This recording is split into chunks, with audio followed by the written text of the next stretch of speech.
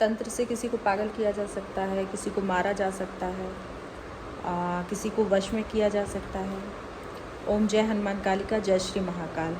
आज हम बात करने जा रहे हैं कि तंत्र क्या है और तंत्र से किस तरीके से क्रियाएं की जा सकती हैं और इंसान का क्या क्या किया जा सकता है तंत्र के माध्यम से। तो तंत्र एक ऐसी क्रिया है जिससे कुछ भी संभव है। आप जिस चीज़ की कल्पना भी नहीं कर सकते हैं वो चीज़ तंत्र से संभव है। बहुत से ऐसे तांत्रिक हैं जो पैसों की खातिर कुछ भी क्रिया करने के लिए तैयार होते हैं और वो रकम भी बहुत मोटी लेते हैं इस चीज़ को करने के लिए। लेकिन कुछ तांत्रिक ऐसे हैं कि जो किसी का अनिष्ट नहीं करते हैं, लेकिन बहुत से तांत्रिक ऐसे भी हैं जो किसी का भी नुकसान कर सकते हैं पैसों की खातिर। तो आपसे पैसा लेंगे और आपका जो भी कार्य है वो करके देंगे। तो जैसे कि तंत्र के द्वारा इंसान को बीमार किया जा सकता है, तंत्र के द्वारा से इंसान के ऊपर मारण क्रिया की जा सकती है, उसको मारा जा सकता है। तंत्र के द्वारा इंसान को पागल किया जा सकता है, तंत्र के द्वारा इंसान को विकलांग किया जा सकता है, तंत्र के द्वारा कारोबार बांधा जा सकता है, तंत्र के द्वारा आपका परिवार तोड़ा जा सकता है, तंत्र के द्वारा आपका वशीकरण किया जा सकता है, तंत्र के द्वारा आपका गर्भपात किया जा सकता है। तो तंत्र से हर एक चीज़ संभव है जो आप नहीं सोच सकते हैं।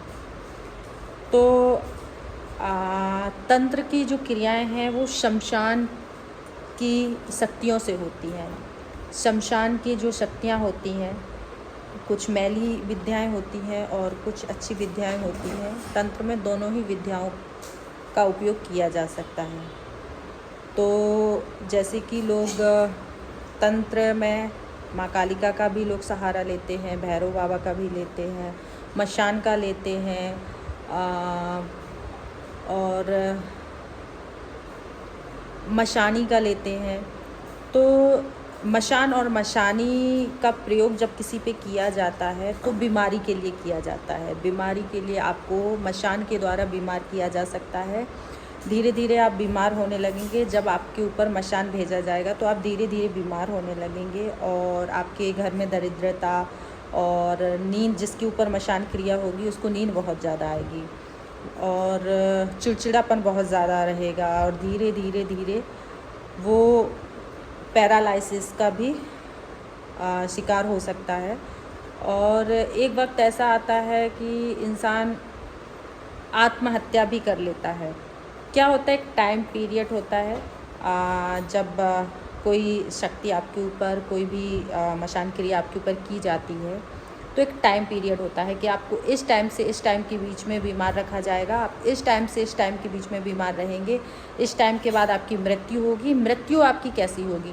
आप हॉस्पिटल में जाके मरेंगे, आप आत्महत्या की कोशिश करेंगे, आपकी मृत्यु आत्महत्या से होगी।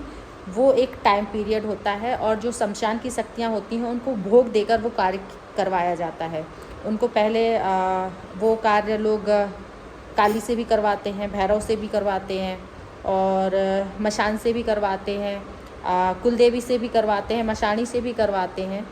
तो जिससे भी आप वो कार्य करवाएंगे उसको पहले भोग दिया जाता है और भोग देने के बाद उनका खप्पर दिया जाता है। तो आप जिसका भी खप्पर भरेंगे, जिस भी शक्ति को आपने जागृत कर रखा है, जिसकी भी आपने सिद्धि प्राप्त कर रखी है, उस शक्ति से आप ये कार्य करवा सकते हैं। तो हर इंसान नहीं करवाता है, लेकिन काफ़ी ऐसे तांत्रिक हैं जो आपका बुरा करने के लिए तैयार रहते हैं और बहुत से लोग ऐसे हैं जो बुरा करवाते हैं। हर इंसान नहीं करवाता है। आपका किसी से आपका कोई विवाद हो गया है और आपकी दुश्मनी है तो ऐसे लोग ये कार्य करवाते हैं और तांत्रिक लोग करके देते हैं।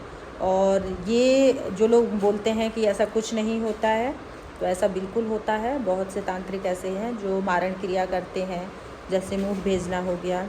तो ऐसा बोल सकते हैं कि किसी का व्यापार बांध देना, ठंडी मूठ भेजना जिसको बोलते हैं, ठंडी मूठ के द्वारा काम करवाना। मारण क्रिया हांडी मूठ बोलते हैं जिसको, उसके द्वारा क्रिया करवाई जाती है। इसलिए बोलते हैं कि 10 बजे अगर रात्रि के 10 बजे के बाद अगर कोई आवाज़ आती है तो 3 बार आवाज़ आने पर आवाज़ नहीं दी जाती है। क्योंकि जो मूठ भेजी जाती है वो 3 बार, जिसके नाम की मूठ भेजी जाती है उसके नाम की आवाज़ लगाती है 3 बार, और आवाज़ वो उसका जो भी परिचित का व्यक्ति होगा, उसके परिवार का होगा, उसी की आवाज़ में वो आवाज़ लगाएगा। इसलिए 10 बजे के बाद हमें कभी भी आवाज़ अगर कोई आती है तो 3 बार में हमें कभी भी आवाज़ नहीं देनी चाहिए। अगर आपने आवाज़ दे दी तो आपको मूठ लग गई, और अगर आपने आवाज़ नहीं दी है, सामने वाला आपको आवाज़ दे रहा है, आपने कोई रिस्पॉन्स नहीं दिया है, तो वो मूठ वापस चली जाएगी, आपका नुकसान नहीं होगा। और कई बार क्या होता है कि हमें लगता है कि किसी ने हमारे ऊपर कोई क्रिया करवाई है, लेकिन कई बार क्या होता है खुद से कुछ नेगेटिव एनर्जी होती हैं, कुछ शक्तियाँ होती हैं जो खुद से हमें कैच कर लेती हैं। जैसे कि गर्भपात होना, बहुत से लोग गर्भपात करवा देते हैं। गर्भपात जब होता है, शमशान की क्रियाओं के द्वारा गर्भपात किया जाता है, तो उसका जो टाइम पीरियड होता है वो होता है 3 महीने से लेकर 3.5 महीने तक गर्भपात करवाया जाता है, बहुत इजीली हो जाता है। और कई बार ऐसा होता है कि खुद से गर्भपात हो जाता है, खुद से मसान लग जाता है। मसान के द्वारा जो कच्चा मसान होता है वो बहुत ख़तरनाक होता है। तो अधिकतर गर्भपात के लिए जो हम लोग जिस विद्या को, मतलब जो लोग विद्या को यूज़ करते हैं, वो शमशान की विद्या को यूज़ करते हैं, मशान को। तो जो कच्चा मसान होता है वो गर्भपात के लिए उस सबसे ज़्यादा कारगर जो है वो कच्चा मसान होता है। और कच्चा मसान जिस भी औरत को लग जाता है तो काफ़ी प्रॉब्लम उसको फेस करनी होती है।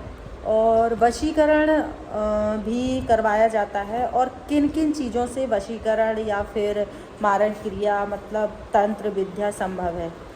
आपके बालों से, आपके नाखून से, आपके ब्लड से, आपके कपड़े से, आपके पैर की जो पैर के नीचे की जो मिट्टी है उससे, आपके थूक से, इस तरीके से आपके नाखून से, तो कोई, और आपकी फ़ोटो से। सबसे ज़्यादा जो क्रिया की जाती है वो आपकी फ़ोटो से की जाती है।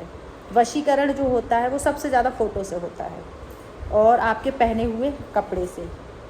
और तंत्र बहुत ज़्यादा लोग यूज़ कर रहे हैं अपनी दुश्मनी निकालने के लिए, तो इन चीज़ों से सतर्क रहें। अगर आपको लगता है कि अगर आप बीमार हैं और रिपोर्ट बिल्कुल नॉर्मल आ रही है, कोई भी बीमारी अगर नहीं आ रही है, फिर भी आप बीमार हैं, आप थके से रहते हैं, या तो आपको भूख बहुत ज़्यादा लगती है या फिर बिल्कुल नहीं लगती है, चिड़चिड़ापन रहता है, आँखों के नीचे काले घेरे आने चालू हो गए हैं, और आपको लगता है कि भाई बहुत बीमार हैं और रिपोर्ट बिल्कुल नॉर्मल आ रही है, तो हो सकता है कि आपके ऊपर तंत्र क्रिया करवाई हो। अगर आपके ऊपर तंत्र क्रिया हुई है तो इस चीज़ से कैसे छुटकारा मिल सकता है, कैसे आप मूठ को वापस भेज सकते हैं, कैसे आप तंत्र से बच सकते हैं, कैसे आप वशीकरण से बच सकते हैं, इन सब की जानकारी मैं अगली वीडियो में दूंगी। मिलते हैं अगली वीडियो में। अपना ख्याल रखना। जय माता दी।